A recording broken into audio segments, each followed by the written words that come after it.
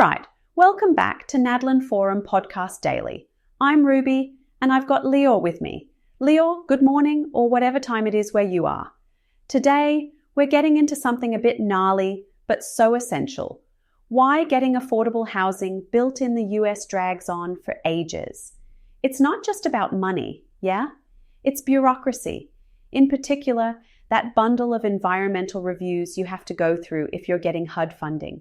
Anyone listening who's tried to build anything probably knows what I'm talking about. Absolutely. And if you look at how the Department of Housing and Urban Development, HUD for short, operates, the current setup means every project, doesn't matter if it's a massive redevelopment or just replacing windows, goes through a complicated review process. All for NEPA, the National Environmental Policy Act. Sometimes the review is more expensive or takes longer than the actual repair. I remember just last year. Wasn't there that case in Arizona, Lior? The apartment rehab for low-income seniors, I think, that ended up sitting empty for 6 months, just waiting on paperwork? Exactly. And you see similar stories all over the map. Environmental reviews are obviously important. Nobody wants asbestos surprises or a building getting flooded. But the process it's overkill sometimes. Like you do a full major study for a basic repair. That means extra consultants, more fees, and timelines that just blow out. And for developers or investors, these delays kill deals or drive costs way up.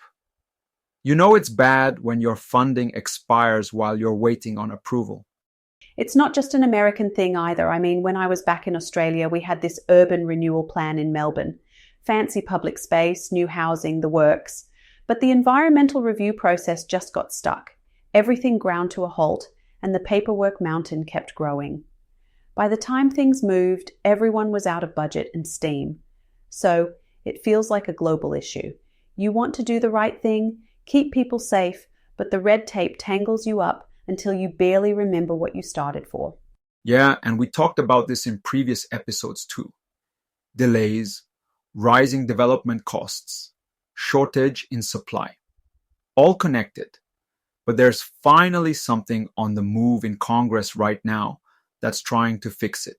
So, this new proposal, it's the Unlocking Housing Supply Through Streamlined and Modernized Reviews Act. That's a mouthful. But basically, Mike Flood and Sam Liccardo are the reps driving it in the House. And the big idea is not every project needs the same giant stack of paperwork.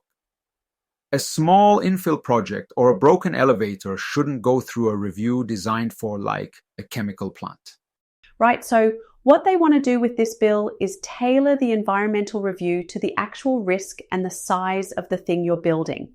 That means if you're just converting an old office to apartments or sprucing up a mid-rise so it meets code, you're not waiting a year for an environmental sign-off. That actually could make a massive difference, especially now that everyone's talking about turning empty offices into homes. This isn't just about big fancy developments. Or even about development at all. Essential repairs could move way quicker with this in place. Projects that keep people safely housed and make use of underutilized buildings, these would actually happen. And for real estate investors, trimming down those review times lowers financial risk. It makes running the numbers way easier. There's less chance deals break up because timelines drift or costs balloon. Yeah, and the flexible approach is pretty common sense. Like, why hasn't this come up in a big way before?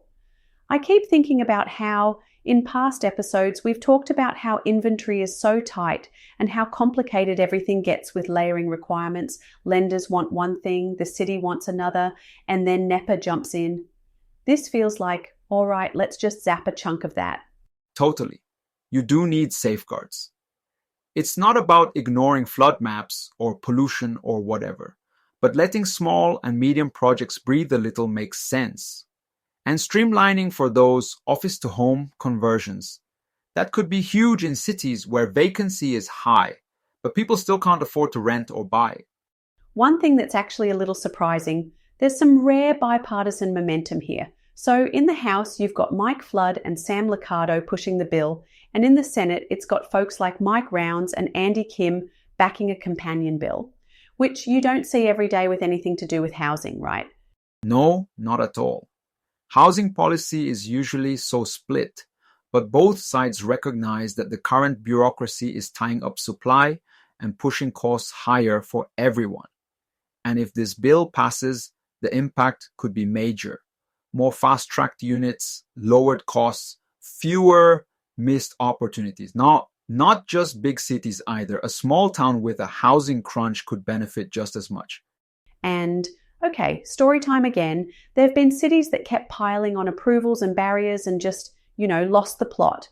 Homelessness shot up, new builds dropped to nearly zero, and the knock-on effects were so much bigger than just a few more forms. If we don't learn from that, we'll keep getting the same results. Lior, what do you reckon? Could New York or even somewhere like Tel Aviv fall into that trap if the red tape doesn't get addressed? I mean, New York already has tons of red tape. Sometimes I feel like it's the king of red tape. And in Tel Aviv, bureaucracy isn't much better. If we don't make stuff easier, people are gonna keep struggling to find affordable places to live. And we'll see even more people pushed out or ending up without stable homes.